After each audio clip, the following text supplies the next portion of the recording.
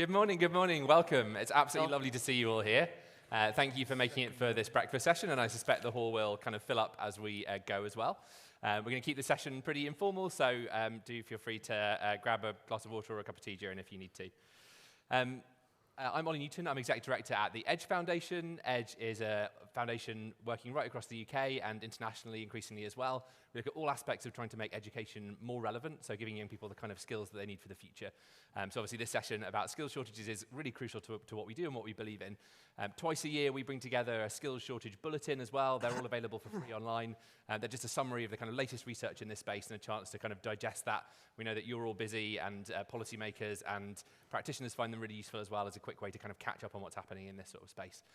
So it's going to be a long and exciting day today. We thought in the spirit of like a GCSE exam paper, we'd start with the easy questions first. So like 4-mark question on how to solve skill shortages in this session. So hopefully that'll be good. Nice easy one to start with. I've got 4 fantastic guests to help me, which is brilliant. So the plan for this morning is I'm going to ask each of them to give us a bit of a 5-minute overview of their work. We'll have a chat on the stage, and then we'll have a bit of time at the end for questions as well. So without further ado, we thought we'd start with looking at the current state of the labour market. Nobody better to do that than Sam Selner, who's a director at IFF Research, to tell us a bit about the Employer Skills Survey, which is kind of the seminal piece in this space. So Sam, over to you. Thank you. Hi everyone, I'm Sam Selner. I'm a director at IFF Research, working in the Learning and Skills team. And today I will be presenting, I think my slides are... I think you've got my slides. That would be a fun challenge to present each other's stuff. Here we go, found it. I'll be presenting the findings from the 2022 Employer Skills Survey that we run on behalf of the Department for Education. It's one of the largest business surveys in the UK, covering all sectors of the UK economy, over 70,000 employers. And fieldwork was conducted in between June 2022 and March 2023. So we're talking about a period, obviously post-pandemic, and this is the first ESS to take place post-pandemic. So we will see a lot of changes here, and also thinking about the challenging economic landscape of the time. So the first set of results I'm going to talk through are on skills shortage vacancies. Now, these are a particular type of hard-to-fill vacancy that are difficult to fill because of skills issues. So that's because of issues with a lack of qualification, skills, or experience among candidates. So on the first chart that you see on the left-hand side, you can see that the dark green bar there shows the proportion of employers with skill shortage vacancies. They have at least one vacancy that is hard to fill due to skills issues. The amber bar shows the proportion of vacancies that are skill shortage vacancies. As you can see on both measures, there has been an uptick. So on the dark green bar, we show that the proportion of employers with SSVs is up from 6% in 2017 to 10% in 2022. Perhaps more concerning in a way is the amber bar, which you can see has had a sharp rise there from fairly stable levels of around 22 to 23% up to 36%. So we're saying over a third of vacancies that are hard to fill are due to skills shortages. On the right-hand side, just giving a sort of snapshot of findings by sector and occupation, picking out the highest skill shortage vacancy density. So this is where the proportion of vacancies that are hard to fill due to skill shortages. So as you can see, construction comes out on top here. When I say on top, I mean they're most affected by skill shortage vacancies. More than half of those vacancies are skill shortage vacancies. And that is followed by the information and communication sector and manufacturing sector. In terms of the occupations, we can see skilled trades is most affected by skill shortage vacancies, followed by caring and leisure and professional occupations.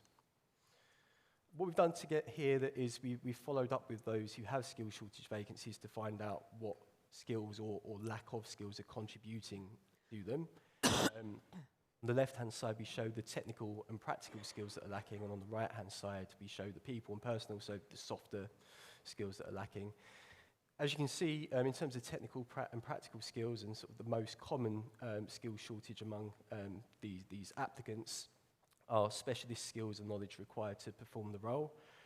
This factor contributed to 63% of skill shortage vacancies. That was followed by a lack of knowledge of the products and services offered, creative and innovative thinking, solving complex problems, and knowledge of how the organisation works. On the right-hand side, you can see that task prioritisation and managing time was the biggest people and personal skill lacking for these candidates. I'll let you have a look because of time in your own time at those remaining results. We'll move on. Okay, so next I wanted to cover skills gaps, so moving away from recruitment and looking at the internal workforce. A skills gap is a case where an employer thinks a worker does not have enough skills to perform their role to full proficiency.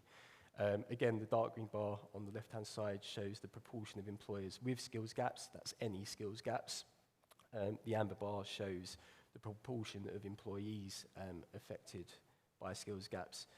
As you can see again, there's been a general downward trend since the UK-wide series started in 2011 for these metrics to go down, but there's been an uptick on both between 2017 and 2022. Skills gaps density has increased up to 5.7%, and that's a series high, so slightly concerning there. And there's also been a slight uptick in the proportion of employers with skills gaps as well. Again, we've shown the sectors and occupations that are most affected by skills gaps. Hotels and restaurants came out first in terms of sectors, followed by financial services and manufacturing. In terms of occupations, it was elementary, so the sort of lower skilled occupations that were most affected. Almost 1 in 10 of those had skills gaps, and that was followed by sales and customer service and skilled trades. Again, conscious of time, so I don't want to spend too long on this, but we have a similar set of results here in terms of the skills contributing to skills gaps.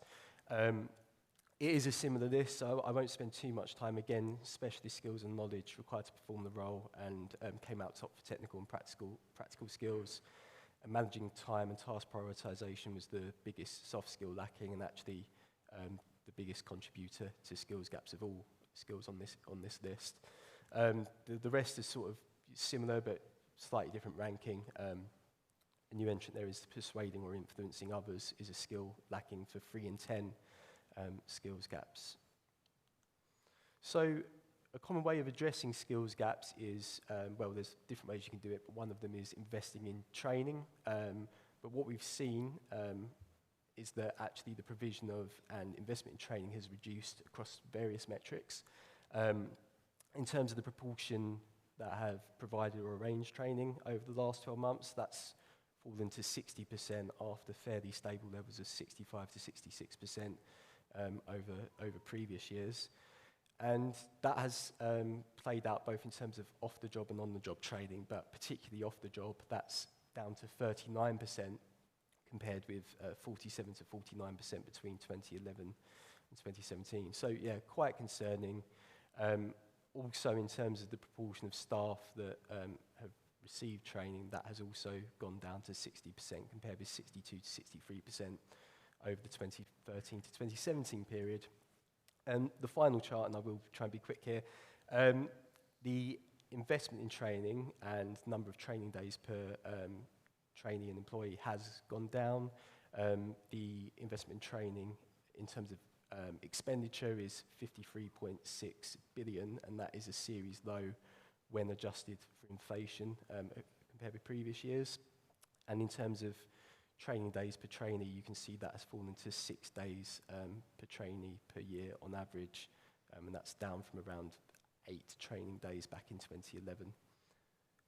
So yeah, thank you. Thank you so much.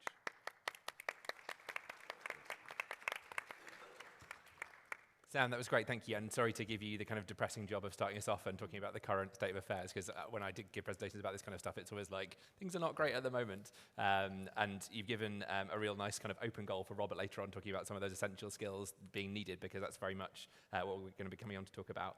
I just wanted to pick up some of the kind of sectors that seem to be coming up most strongly. And I know we won't kind of get a perfect answer to this from the survey, but it seems like they fit quite a lot with kind of some of the sectors that have been hit by recent kind of big challenges. So you're talking about kind of care, about construction. So I'm thinking that some of the kind of reasons behind this kind of uptick that you've been talking about are things like Brexit, the pandemic, kind of building on previous trends. Did you get a feel for any of that from the survey evidence? Yeah, I think, I mean, we do have to be careful about how much we draw, but there's clearly sort of links to those factors. You mentioned Brexit. Even if you look at the skills gaps, there's issues with the hotels and restaurants. So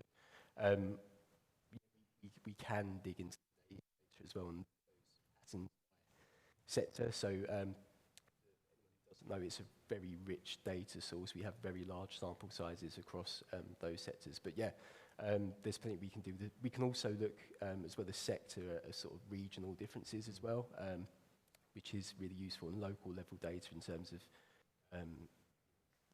unitary authorities, LSIPs and mayoral authorities. But yeah, as you say, some of those, it's not surprising that they are struggling. It's playing out in the data.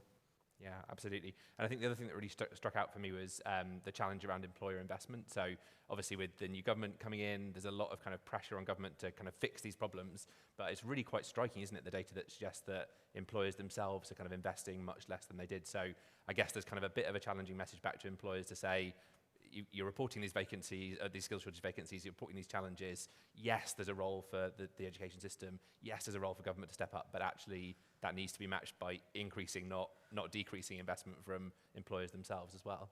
Exactly. I think one of the surprising things is you look at those issues and you think there would be some form of response, and it doesn't necessarily play out that way in the data. So I think there's a big task ahead in terms of working with employers, but also encouraging employers that, you know, it is their responsibility as well, and they have to make the investment to improve those things.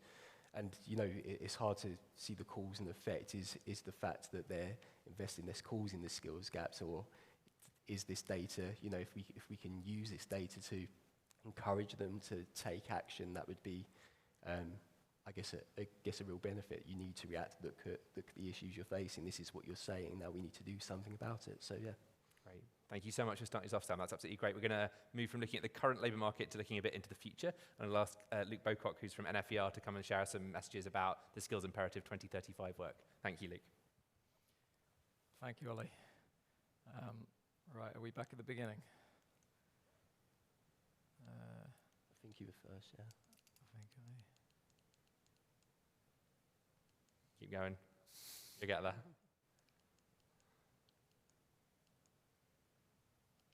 Brilliant. Great. Thank you. So I'm Luke, a research director at the National Foundation for Educational Research. We are an independent provider of research insights, primarily to the education sector. And I'm going to give you a 5-minute overview of one of our programs called the Skills Imperative 2035, and just a flavor of a couple of the insights that we've gleaned from the project so far. So the project is founded on a very simple premise, which is that the global economy is changing, and that there are a number of megatrends, you know, automation and AI most notably, but kind of exacerbated by other major environmental and demographic changes, which will continue to change both the jobs that exist in the labour market and the skills that are needed to do them. And the aim of the Skills Imperative 2035 is to help kind of address some of those future skills shortages by looking at which jobs will exist in the future, what skills will be needed, what are the current supply of those skills which are going to be most heavily utilized across the labour market, and how do those and other skills develop through young people's childhood and once adults enter the labour market. So earlier in the programme, we projected that major structural change in the economy will continue, and that will affect the composition of employment. And some industries are, according to our projections, anticipated to see large increases in their share of UK employment, and other industries will decline. So, for example, caring and leisure kind of projected to increase, whereas decline in manufacturing. And we also projected substantial changes in the occupational distribution of employment. So most of the job growth that we projected, as you can see from this chart, is with professionals at the bottom, followed by caring, leisure, and other, whereas most other occupations, particularly administrative and secretarial and elementary occupations, are expected to see a decline in their share of UK employment. We also projected how skills requirements might change, so within each occupation and across the labour market as a whole. And we found from the projections that we did, combined with the results of an earlier literature review, that there's a clear set of skills that are heavily utilised today, but will be even more important in the future, both across the labour market as a whole, and because the job growth is concentrated amongst professional occupations that are most heavily reliant on these skills.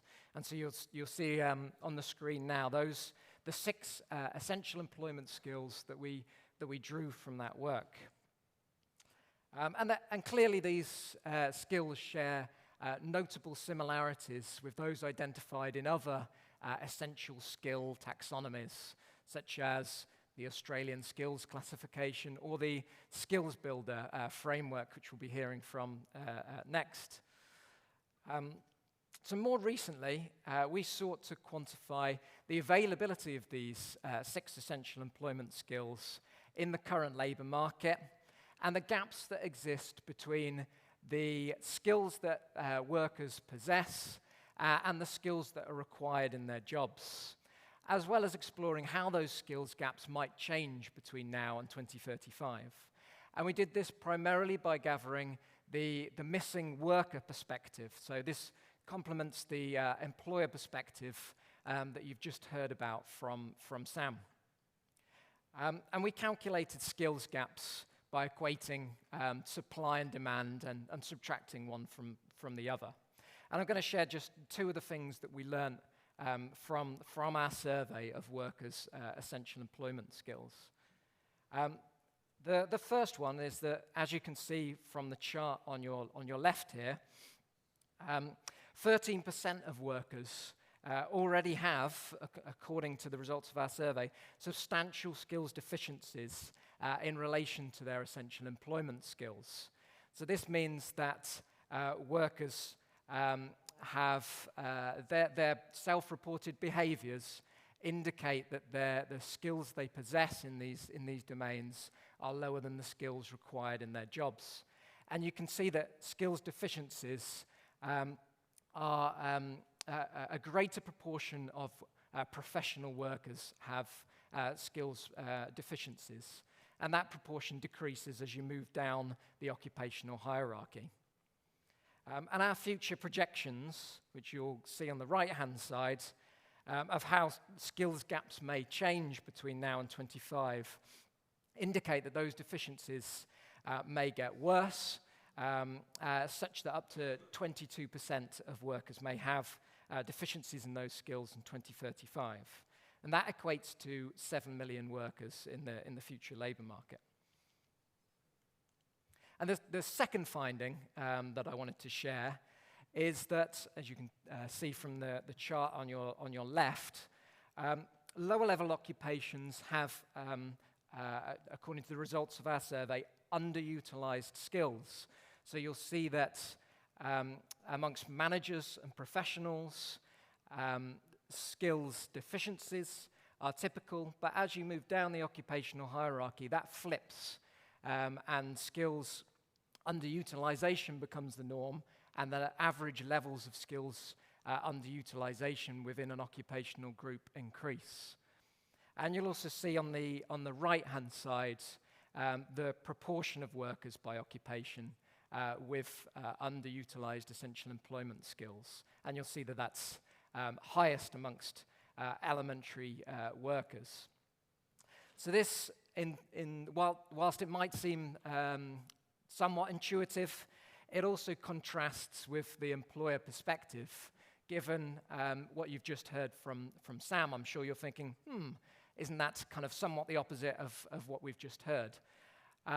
Given that employers suggest that skills gaps increase as you move down the occupational hierarchy, rather than the reverse, as we find, and that a large constituent of those skills gaps are kind of softer skills that are quite akin to the list of essential employment skills that I've just shown you on the previous slide.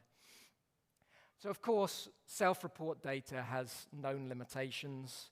Perhaps workers in lower-level occupations are more likely to overestimate their own skills or to underestimate the expectations of their employers. But there are other potential explanations too. What if, for example, a large share of workers in lower-level occupations have latent skills that are being untapped by their employers? Or what if skills withdrawal is somewhat common amongst lower-level occupations, where poor quality employment causes lower-level commitment and engagement from employees, and subsequently that results in the identification of skills gaps. So we think that while employers are projected to increasingly suffer from skills gaps, as we've just heard from Sam, we also think that employers play a vital role in alleviating their own skills gaps.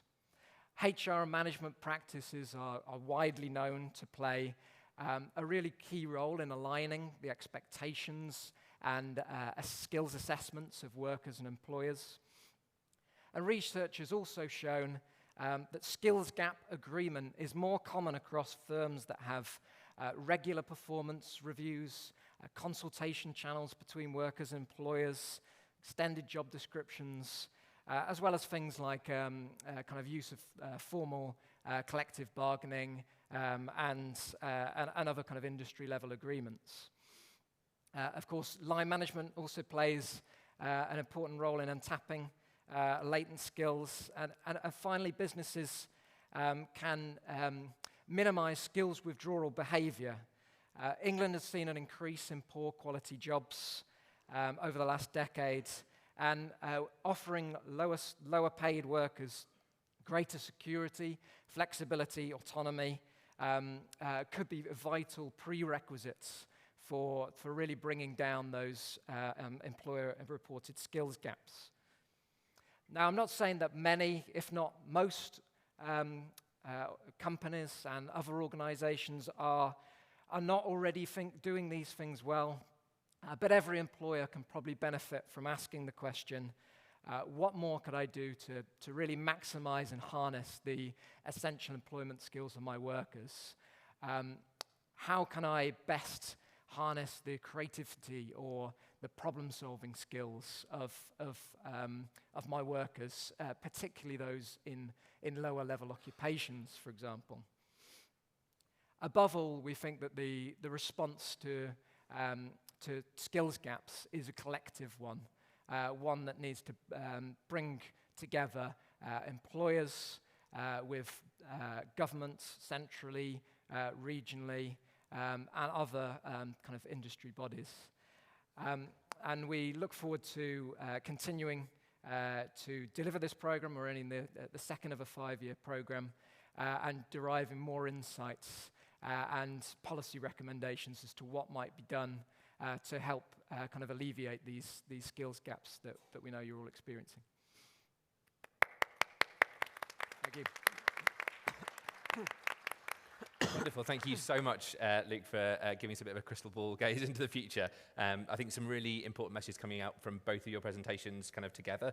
I think obviously there's some similar skills, which is good news for Robert when he comes up and talks, because lots of them are similar to Skills Builder, as you rightly said, Luke. I thought from the sector analysis, there was a really interesting point that I spotted where kind of caring was a challenge in Sam's presentation. It's a challenge for the future, and it's also an area where we're going to need more people kind of as kind of demographics change as well. So that feels like a real kind of blinking red light, doesn't it, that particular sector? Yes, and there is, we're projecting growth in terms of that occupation share of employment. So yeah, one critical question is, how do we help more workers in declining occupations to transition in the labor market into growing occupations? And there's kind of two flavors of to that, we think. One is kind of upgrades into higher paid, higher skilled occupations that typically require higher levels of qualifications. And there's lateral moves into occupations that might have similar overall skills levels. And caring probably falls into that second category. And so there's a potential there to kind of increase flows into that occupation. Yeah, I think it's really interesting. I mean, we've heard for years now lots of dialogue about kind of high-tech, growth in high-tech jobs. I think we've started to hear a narrative about kind of high touch, like caring, and that's clearly going to become important. And then the other element that we haven't talked about so much maybe is the kind of creative element. So kind of all the things that AI can't do maybe should be the things that we should be investing a bit more time and thought into and kind of valuing them a bit more. I just wanted to ask you also about the kind of equity impact. So the charts you showed kind of showed a lot of kind of, I guess, good news for professional occupations as they grow, less good for kind of lower skilled occupations. Presumably there's going to be kind of an equity equality impact of that potentially over the next 10 years as well. Yes, I think so. I think that our projections have the potential to exacerbate existing inequalities in society and the labour market. Certainly if the majority of losers from megatrends such as automation and AI that are kind of transforming the landscape of employment hit those lower level occupations where workers are already more precarious, lower paid, and lower skilled, and therefore might find it harder to transition in the labour market, whereas the winners kind of on the other hand will be professionals who are seeing their share of UK employment grow. Okay, some real challenges. Let's pick that up in the questions at the end as well. We're going to flip from talking a bit about the challenges to some of the possible solutions, welcoming Robert Craig, who's Chief Operating Officer at Skills Builder. Robert. Thanks so much, Ollie, and thank you all so much for joining us this morning when you could have been having a leisurely coffee and a croissant, and instead you're here talking about skills, which we think are really important. We've heard from Sam and Luke that there's a big skills gap when it comes to those highly transferable skills like problem solving and teamwork that you need for practically any job. And there's not just a skills gap now, but it sounds like that skills gap is very likely to increase. And the need for these skills is only going to grow with trends like automation and AI. And Luke made a really good point. If we're going to do anything about this, we need collective action. And Skills Builder Partnership is the organization that exists to ensure that one day everyone builds the essential skills to succeed. And we do that through that collective impact approach.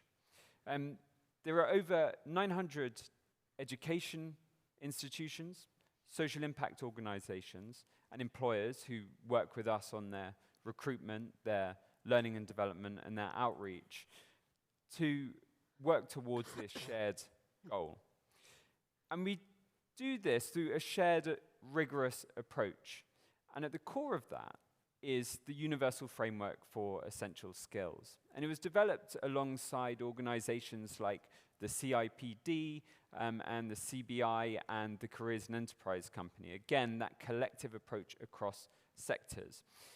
And it breaks these 8 essential skills of speaking and listening, teamwork and leadership, problem solving and creativity, and those self-management skills of aiming high and staying positive. It takes each of these 8 skills and breaks them down into a sequence of 16 steps, going from absolute beginner through to mastery, so that you can use it in education, as hundreds and hundreds of, thousands of teachers up and down the country are doing, all the way from early years, through to employment, whether that's in apprenticeships or through management programs too.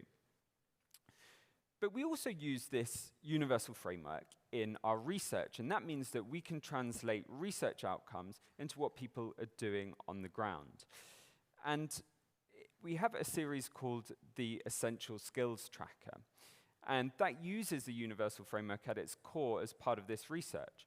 And so what we found, for example, last year was that essential skills are massively valued by the UK working population. They think they're incredibly important for finding a job and progressing in a job. We also found that essential skills have a very strong relationship with life outcomes. So individuals who have higher levels of essential skills tend to have a 9 to 12% wage premium every single year. That's associated with moving from the lower to upper quartile of essential skills score. But also essential skills are a predictor of social mobility, job satisfaction, and life satisfaction. And this is actually work that, Luke's done recently some fantastic work on a completely novel data set with a novel approach, and actually replicated these findings and made really important contribution to the literature on this.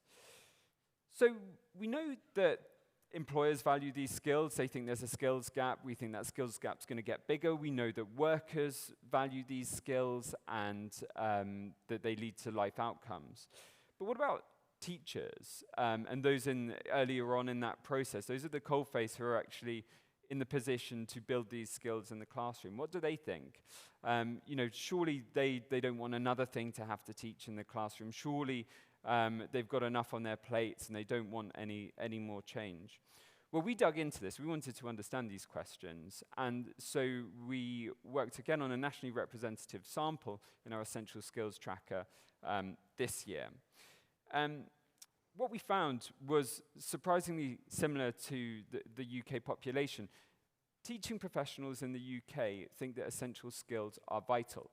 98% of them think that they are important for securing employment opportunities. That's compared to 99% and 96% for numeracy and literacy, respectively. So they see them on a par, that there's this opportunity for complete education there. And 92% of teaching professionals think that these skills should be taught explicitly, not just leaving them to chance, or as we actually see in the research, which is more likely, to social advantage. But what teachers also tell us is that only 37% of them think that the current education system prepares young people for life at the moment, and a slightly higher proportion for work. And given that's one of the stated aims of the Department for Education, that's quite a sobering figure. But at the same time, we find that 2/3 of teachers are motivated to stay in the profession by being able to prepare young people for life, including by building these essential skills. So it's clear that teaching professionals do actually want change, just like many of us. And what we found is that they want change in accountability, in the accountability system, which currently is Ofsted. And what we found was that actually this is linked to job satisfaction. So those that feel that they are the accountability both within their school, but also Ofsted more closely aligns to their motivation of preparing young people for life and work, well, they tend to have higher levels of job satisfaction. And that's really important when we're facing teacher retention challenges. And what about how we build these skills in the classroom? Well, 94% of teachers support a policy to explicitly build essential skills in schools. One way we can do that is through the national curriculum. Again, that has really widespread support. So 86% of teachers support building essential skills through the curriculum. With half of teachers in the UK feeling very strongly about that. But there's also other areas. So, for example, assessment. 92% of teachers think that assessment should be more multimodal and more holistic. And there's also clearly a need for training. And 82% of teachers say that they would pursue training to upskill themselves in how you actually teach and build these essential skills. So, well, what does this all mean for policy? Well, we know the outcomes, the impact that these skills can have on people's lives. We know that there's a massive role for them in organizations, for businesses' productivity.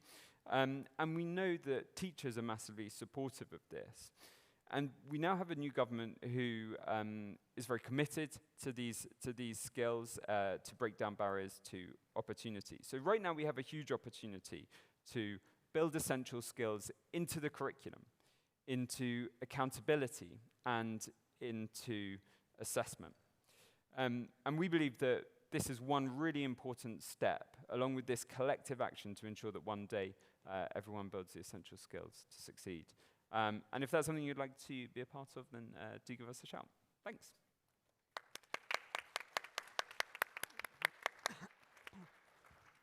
Thank you so much, Rob. That was really, really helpful. I want to just start by picking up something that I often get back as a challenge when I'm talking about this area, which is, you're talking about all this economic stuff, education, and isn't there just something about, preparing young people for life, about the passion to learn? And I thought what you were saying about, this being a strong indicator not just of job satisfaction, but of life satisfaction as well, actually speaks to a different narrative where if we can give these skills to young people, then they're going to be better neighbours and parents and community members too. So I want to just say a little bit about your thoughts there.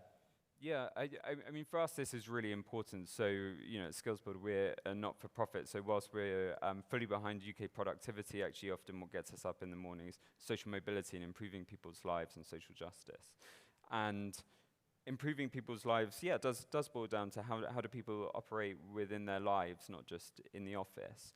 And I know, Luke, in your work, you've found that there's a relationship between higher levels of essential skills and well-being. And that's something we've also found when you look at those ONS measures. You tend to see that people with higher levels of essential skills have higher levels of well-being, not just job satisfaction. And that's actually something we see in the teaching workforce as well. So the teaching workforce, unfortunately, has a 24% lower overall well-being score than the national average. But that's actually higher for those individuals who feel that they're enabled to do stuff with these skills. So it's not just those individuals, but also people's relationship with them too.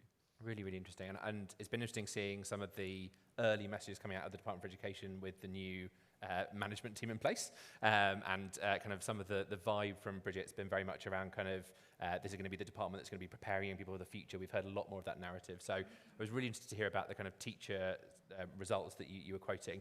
And obviously, for any of us who know teachers or have teachers in the family, it's an incredibly stressful job, and they've had a lot on, particularly during the pandemic. So for them to be saying, even with that, we think that we should be making this change is quite dramatic, isn't it? They really see the benefits. They really see the aim of this. Yeah, we work with hundreds and hundreds of schools up and down the country, and we've trained tens of thousands of teachers, and that's without any government incentive at all, none, to do this. So the demand and the appetite is absolutely there. Fantastic. Great. So we're going to look at a different skills intervention now, and I'm going to ask Kat Emms, who's one of our senior researchers at the Edge Foundation, to join us and share a bit about degree apprenticeships. Kat. Thank you. A walk. Great. Thanks, Olly, and thank you everyone for joining. Really great to see lots of you here already. As we've heard from colleagues this morning, and also as we highlight in many of our skills shortages bulletins, the UK faces a set of really key challenges in terms of skills shortages. So employers unable to recruit suitably skilled candidates, workers lacking essential skills, including literacy, numeracy, and digital skills, importantly, and a low and falling investment in adult training, both employer investment and national investment as well. And another key area that we focused on in our last skill shortages bulletin was the disruptive effects of AI, and in particular, Gen AI. The evidence indicates This has been felt globally, but very mixed evidence in terms of positives and negatives here. So a broad uptake of AI both increases work quality by reducing perhaps tedious tasks and dangerous tasks for workers, but can also expose workers to more kind of intense working practice environments and kind of heighten their sense of insecurity because of potential job losses.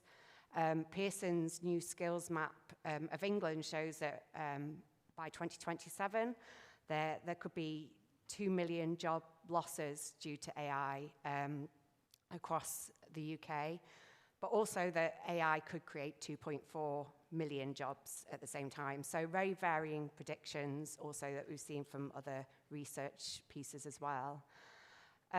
So there's a number of issues that need tackling, and an area I wanted to just focus on a little bit today was degree apprenticeships, and it's an area that Edge have been looking at for the last couple of years and been doing some research on kind of what the opportunities are around this, whether these are helping to prepare the workforce for the future of work, and what are some of the challenges and opportunities around degree apprenticeships as well. So for those of you who are less familiar, degree apprenticeships, they launched in 2015, and they're an opportunity to study a degree whilst also in a full-time job as well. So apprentices will typically spend about 4 days in the workplace and 1 day a week in off-the-job training, which for degree apprenticeships is the majority of the time that's at a university as well. And these typically last about 3 to 5 years. And the idea is that they combine the best of kind of vocational and academic education, allowing people to earn and also learn at the same time, and remain free of student debt. So no £9,000 fees for those doing degree apprenticeships. And the idea and the intention behind them was to stimulate investment into training and to tackle some of the skills shortages, enhance productivity, and it's also widen participation both to higher education, but also to higher skilled jobs as well. So they really kind of combine the immersion into the workplace and higher level learning as well. And they cover a range of sectors and roles. We've seen large organizations really champion these, so like Rolls-Royce, PwC, and also large public sector employers. So NHS are using them very widely, and as are the police force as well. To a lesser extent, we're seeing them used in SMEs, which unfortunately make up a large part of the economy, but are being less used by them. So Edge conducted a piece of research.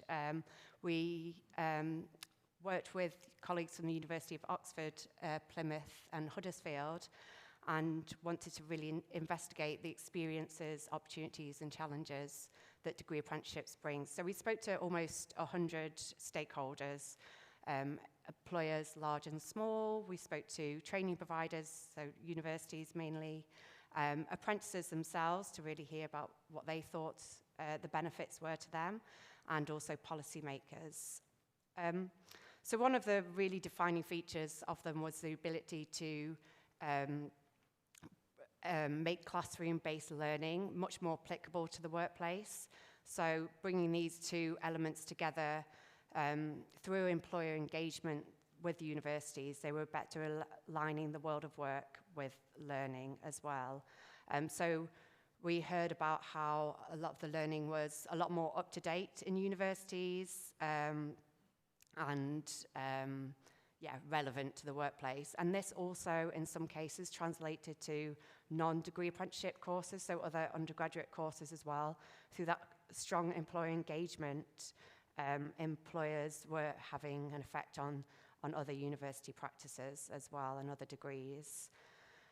Apprentices similarly reported that their apprenticeships had allowed them to see how the academic knowledge and the theory was informing their workplace practices. So they really kind of made connections about how what they were perhaps already doing in the workplace, what that kind of theoretical framework was behind that, and help them to then better better go about their job as well. We also heard from both employers and apprentices how they were developing these kind of essential skills, these employability skills, much better than perhaps their other undergraduate peers who weren't having that workplace exposure. So they were really being professionally prepared and hitting the ground running, we heard a lot of the time as well, because of that workplace immersion and on-the-job training. And the employers really recognise these benefits as well. Just to quote one employer, they said, "This is one of the reasons why I love apprenticeships. It's that ability to merge that theory into exactly what they're doing in their day-to-day job." Another area that we found was a benefit was employers were able to diversify their workplace through degree apprenticeships. So particularly, for example, in digital and engineering sectors and roles, some employers spoke about the ability to bring in more females into traditionally white, male-dominated roles through degree apprenticeships as well. Although these were kind of just pockets of practice, not to say all employers, that for them it wasn't always top of their agenda. And also in terms of widening participation, both into university and into higher level roles. So particularly for mature apprentices, those who were 25 years and older, who were already in the workplace, some it gave them the opportunity to go back into, go into higher education for the first time. They may have not had the opportunity when they were 18 years old for personal financial reasons, and so really gave people a second chance, really. And particularly we saw this in roles such as in the healthcare sector, particularly nursing as well. For universities, they found that it was very beneficial that they could strengthen their employer relationships, so bringing more employers on board, which helped in other areas of the university delivery as well. So yeah, just to outline a few benefits there, and one potential way that we could tackle skill shortages would be to increase the number of degree apprenticeships there. They do have their limitations, and also, unfortunately, degree apprenticeship places relies on the employer actually having the job in the first place and allowing that role to be in place. So universities can't just say we want to deliver 20 more without those job roles. But yeah, that's all. Thank you.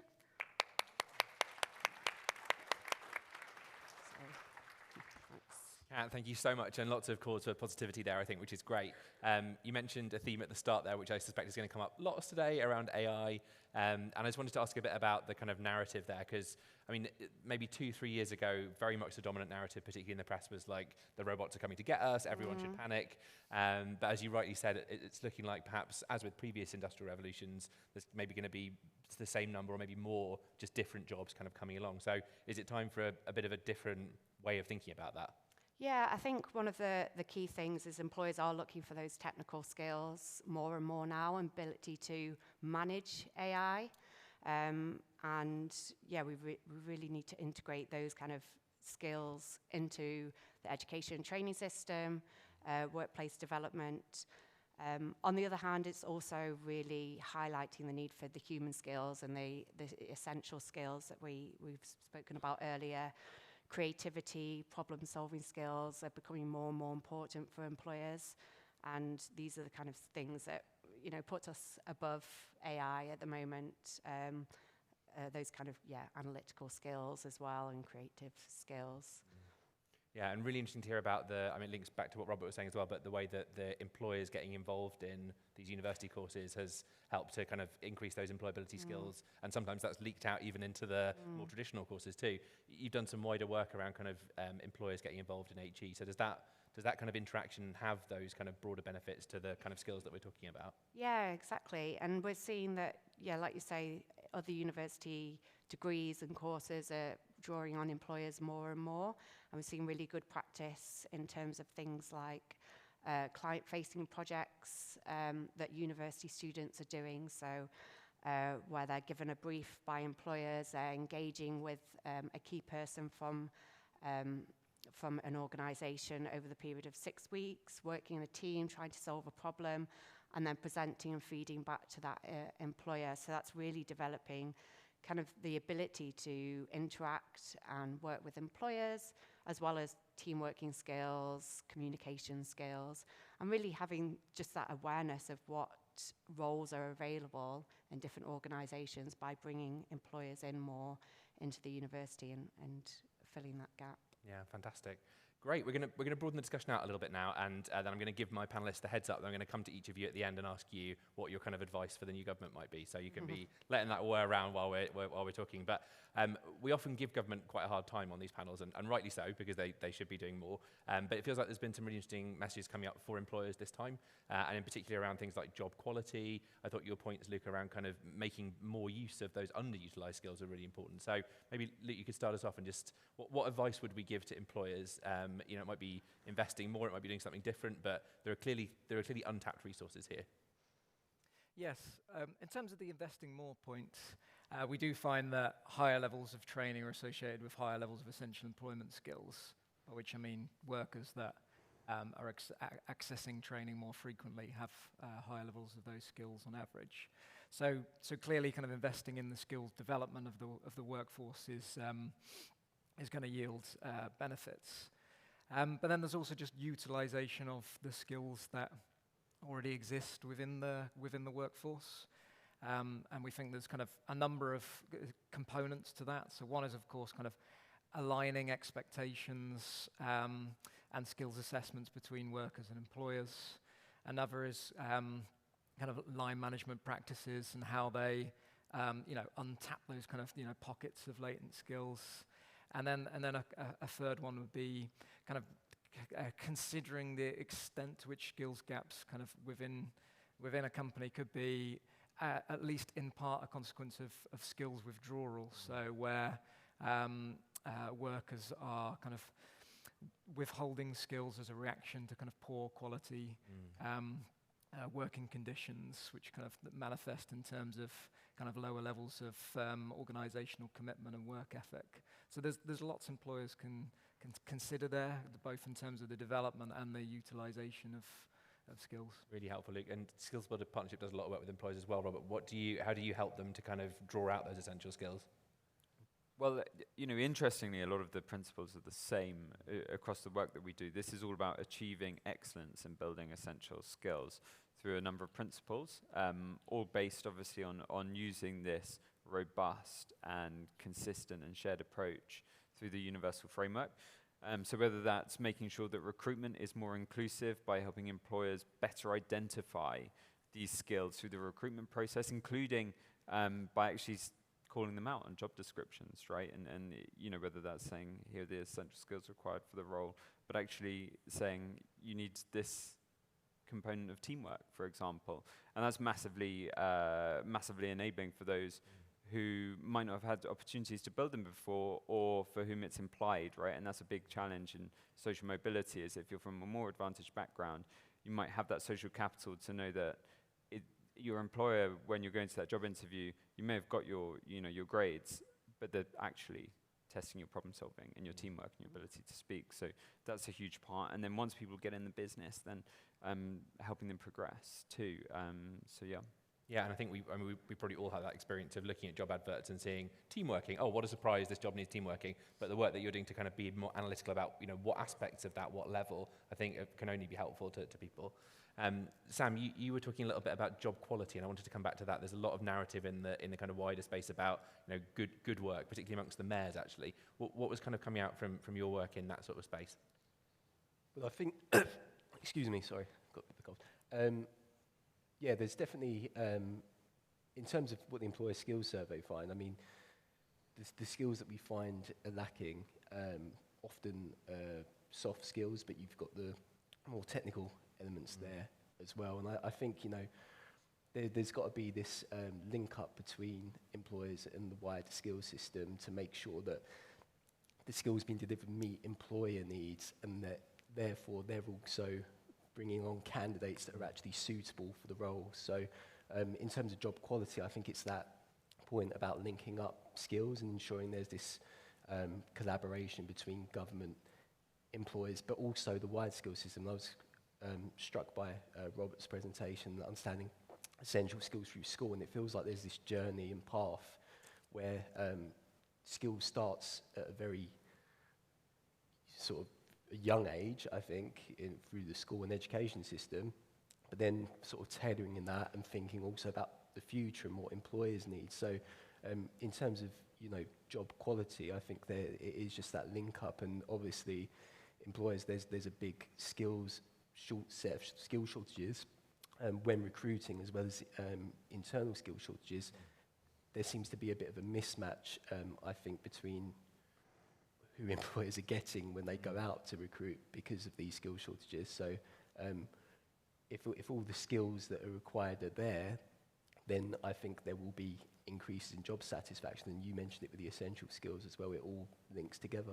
Yeah, fantastic. Thank you, Sam. And in the apprenticeship space, Kat, I think as you rightly said in your presentation, you can't have an apprenticeship without an employer. That's the kind of limiting factor. And we've seen quite a dramatic fall in numbers overall, haven't we, particularly for younger apprentices recently? Yeah, that's right. I think a lot, particularly for those higher level apprenticeships, employers are tending to use their existing employees to put them onto apprenticeships.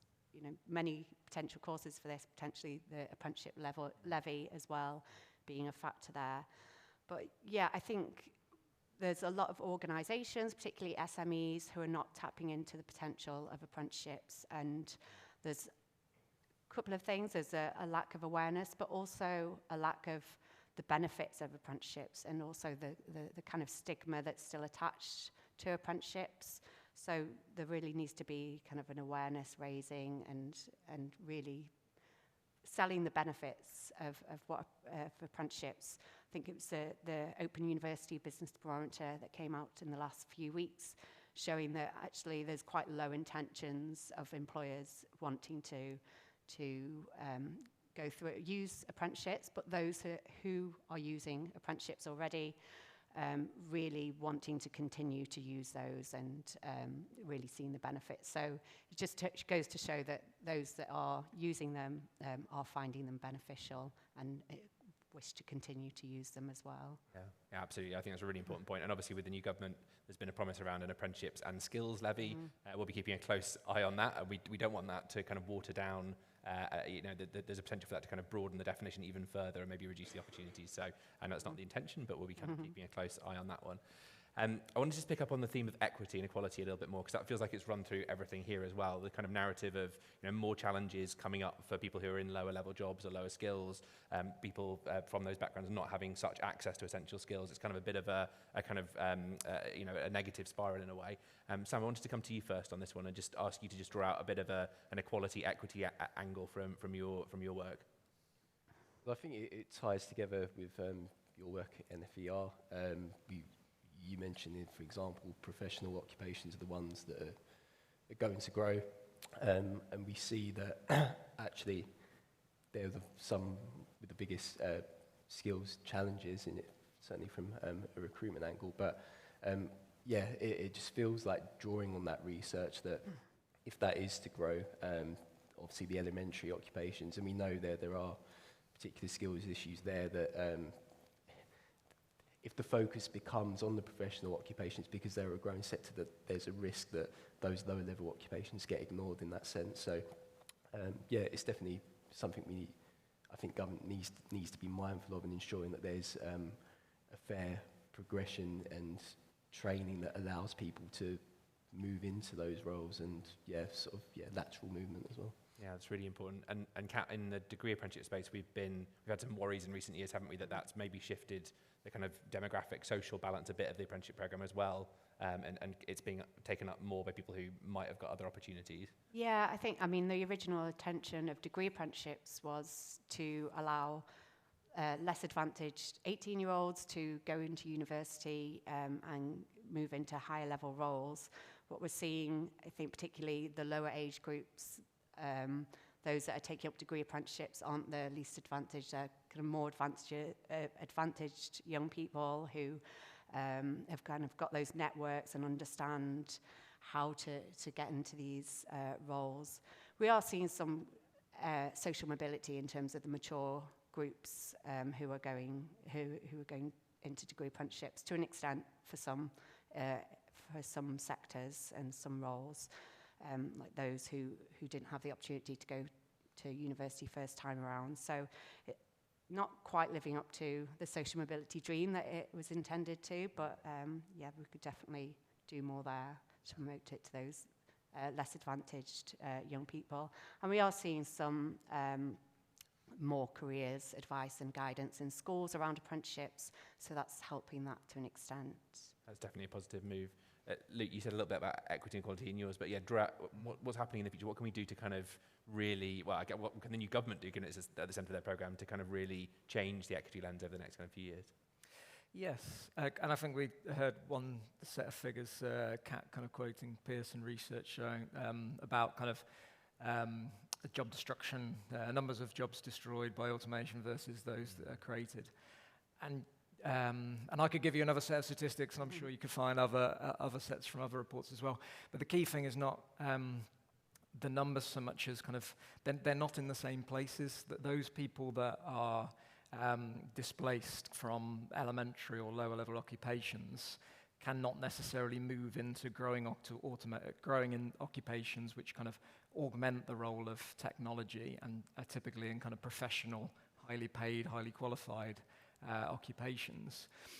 There's a skills and qualifications gap that people need to make, and so as well as kind of asking us, as well as the government asking the kind of the question of how do we realize the productivity gains that we could get from automation and AI, also asking how do we minimize the costs of disruption in the labor market for those most likely to be adversely affected, and essentially that means kind of helping more people transition from declining occupations into growing occupations. And whilst caring's kind of the anomaly in a way, in that there are very few examples of growing lower skilled occupations. Typically, it's going to require people moving into occupations that need higher skills and higher qualifications. And so we need more young people progressing to higher levels of, through the education system, coming out with higher levels of essential employment skills, coming out with the technical skills that they need to enter those growing occupations. And really that's kind of it should be a sort of key focal point, enabling those transitions in the labour market. That's really helpful, Luke. And I mean, that speaks directly to your work, doesn't it? More young people with more skills. That's kind of your bread and butter, Robert. But what are you doing particularly to try and address that kind of advantage gap? Well, actually, I'll go back to the research a little bit, where we find that when you look at the UK population, there are 5 clusters of people generally, and 3 of which are those from less advantaged backgrounds. You've got those who have otherwise good, traditionally good education, but low levels of essential skills, and you tend to see that outcomes aren't great. You have those who, despite the lack of a good education, so have low levels of literacy and numeracy, but essential skills seem to act as this massive thing for social mobility and enable them to break out despite that, and despite the other socio-economic variables. And then you have this third group where there's a lack of a complete education entirely, with low levels of essential skills and literacy and numeracy. And that's like the real skills trap. And then you see that play out. So, the skills trap you alluded to, where individuals with fewer opportunities to build essential skills in education go on to have lower levels of essential skills. They then go on to value the skills less. They go into lower paid, lower skilled jobs. And those jobs in turn provide fewer opportunities to build essential skills, and they end up with lower job satisfaction and life satisfaction. And so that's why we work across the lifespan, right? It's really important to start young. So we talk about starting young and keeping going. So we think it's really important that in education, you start, in early years, building these skills all the way through. And what we actually see in the data is that there tends to be a bit of a drop-off in skill level when individuals leave primary school and they go into secondary school. We see a drop-off in skill level. So it's really important to keep going and then through to an employment too. And that's why we work across the entire, all of the different sectors and work with so many different partner types. Really, really helpful. It's time for some final advice for our lovely new ministers. Sam, what would you encourage them to think about in this space? Well, I think it's really important we think about how, well, government thinks about how to continue engaging employers, but drawing the whole skills system together. I think been some really important work in recent years with vocational and technical qualifications, HTQs, T-levels, and sort of elements of co-design, I guess, with employers that I think is really important. And also, I guess, with the AI element and new technologies, these agile courses and the former skills boot camps, that sort of work is going to be really important too. So yeah, just thinking more about how we can sort of pull on those levers and use those different parts of the skills system to, yeah, encourage training and investment. Great, thank you, Sam. Luke? So we've spoken about how we need a more dynamic labour market, and we also need young people to enter the labour market with higher average levels of education and skills. And you know, given the trends that we've discussed and what the future may look like, it's particularly concerning that there's no national skills plan or strategy, or kind of a long-term vision that, you know, tied to an industrial strategy. And so, you know, obviously one key point of advice for the government would be that we need that plan, that strategy, that vision. And it needs to take a kind of cradle-to-the-grave approach, appreciating that the problem doesn't start when young people enter the labour market, that those attainment gaps are well entrenched. And half of the variance in kind of GCSE attainment can be traced back to year 3, and I think it's around a third to the point at which young people start school. So there's no point, we need a skills strategy that doesn't start with employers and doesn't start just at kind of age 16, but looks at how you kind of try and reduce those inequities, really developing the first place and then growing through the education system as young people get older. That feels a little bit of a cop-out, though, in a way as well, just to say kind of, well, you should, you know, what should you do? Government will create a plan. There are probably some quicker wins that can help build momentum as well. So, for example, looking at the kind of sharp reduction in young people starting apprenticeships, you know, particularly kind of intermediate and advanced levels rather than higher levels, and what kind of immediate tactical steps could the government do to kind of at least kind of stop, if not kind of reverse that trend?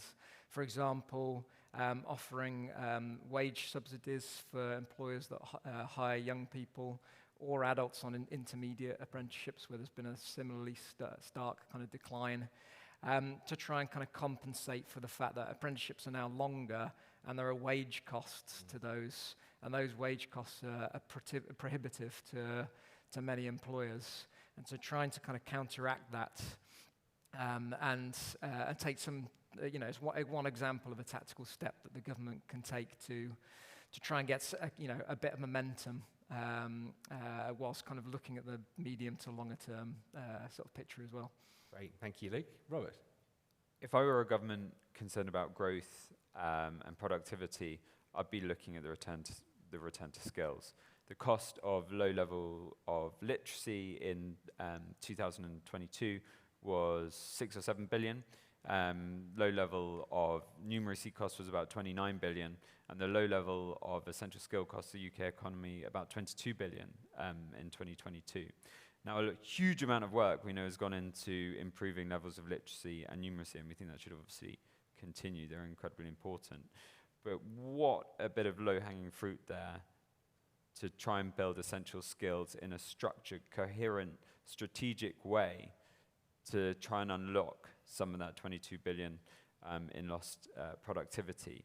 And so what we believe should happen is a joined-up approach, starting early and keeping going through people's lives through, I know it's just a plan, but you know, a shared strategy, a shared approach that brings together education and employers and the third sector too, who are delivering fantastic interventions and making sure that everyone's working together so that everyone can be more than the sum of their parts.